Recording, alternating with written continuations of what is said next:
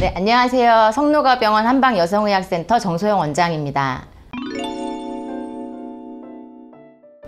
출산 후 반드시 살펴야 되는 3가지 중에서 3번째가 모유량입니다. 지금도 모유량을 살피죠. 산모분들도 모유량에 정말 관심이 많으세요. 유축할 때 몇 밀리 나왔나, 그리고 또 직접 수유를 하면 아이가 얼마를 먹었는지 몰라가지고 소수점 둘째 자리까지 나오는 저울로 수유 전후 몸무게를 재는 경우도 있어요. 옛날에는 못 먹어서 모유가 부족한 경우가 많았습니다. 그래서 모유를 늘려주는 한약 처방의 메인 약재가 바로 돼지족발이었어요.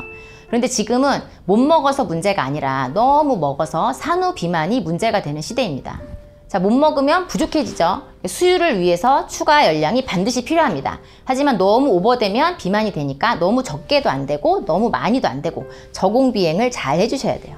자, 수유를 위해서 필요한 추가 열량은 500칼로리. 성인 여성 권장 열량이 2000칼로리이기 때문에 2500칼로리를 맞춰서 드시면 됩니다.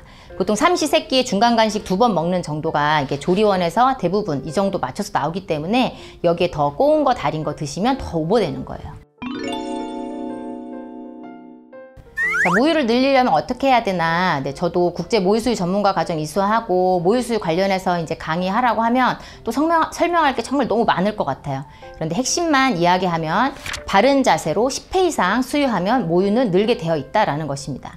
그래서 여기서 10회 이상에 대해서 먼저 설명을 드리면 신생아의 평균 수유 횟수가 이제 8회에서 이제 12회예요. 그래서 근데 모유를 늘려야겠다 하면 10회 이상 수유를 하시면 모유가 늘어납니다. 왜냐하면 비워질수록 아 부족하구나 하고 더 많이 생성해야겠구나 하고 젖이 더 많이 생성이 돼요.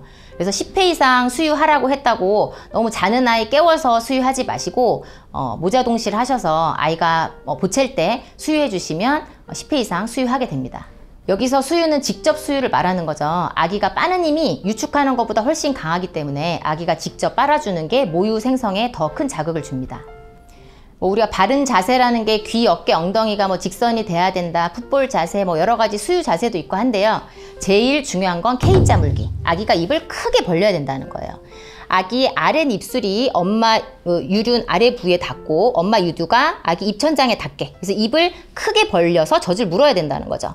자, 유륜은 동굴처럼 비어 있어요. 유선에서 모유가 나와서 아래 유륜 부에 고이게 되는 거예요. 그래서 이 아래 유륜 부위까지 물어줘야 젖이 왈칵왈칵 나오고 아기가 꿀꺽꿀꺽 먹게 되는 거예요.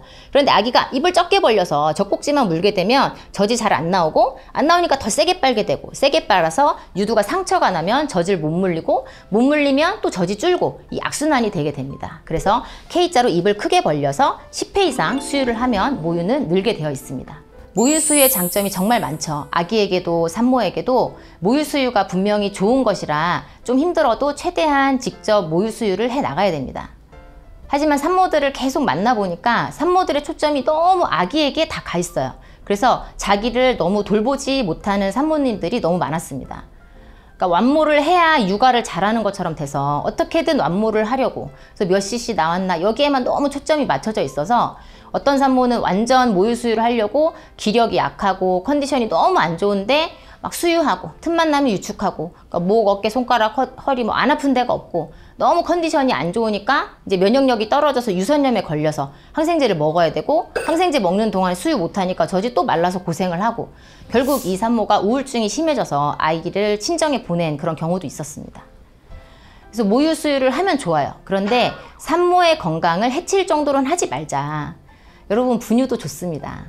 옛날에 분유 처음 나왔을 때 분유가 너무 비싸서 막 젖을 먹이면 막 할머니들 그랬대요. 우리 귀한 손자한테 그 천한 모유를 먹인다고 귀한 분유를 먹이라고 그랬다는 거예요. 그때보다 지금이 분유가 더 좋아졌잖아요. 그래서 모유 수유를 하지 말자는 게 아니라 최대한 모유 수유를 하지만 산모의 건강도 돌보면서 하자는 거죠.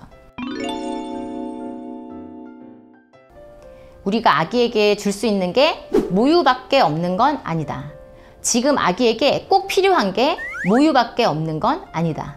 이 신생아 때 자존감이 어떻게 형성되냐면 우리가 미러링이라 그래서 자기를 바라보는 그 사람의 얼굴 표정을 가지고 자기가 괜찮은 사람인지 아닌지를 판단한다는 거예요. 이제 엄마가 아기를 보면은 막 너무 행복해하고 똥을 싸도 막 우리 애기 예쁜 똥 쌌죠? 하면서 막 뭘 해도 예뻐하고 그러면 아, 나는 괜찮은 사람이구나. 그런데 이렇게 무표정하기만 해도 아기는 울어버린다는 거예요. 엄마가 너무 힘들어서 표정이 굳어지고 찡그리고 웃을 수가 없고, 그렇게 되면 아, 나는 좋지 않아, 이렇게 된다는 거죠. 엄마가 건강해야 아기에게 더 많은 사랑을 줄 수 있죠. 그래서 아기를 위해서 최대한 모유 수유를 해 나가시되 미러링 기억하셔서 산모 자신의 건강도 꼭 챙겨 나가시면 좋겠습니다.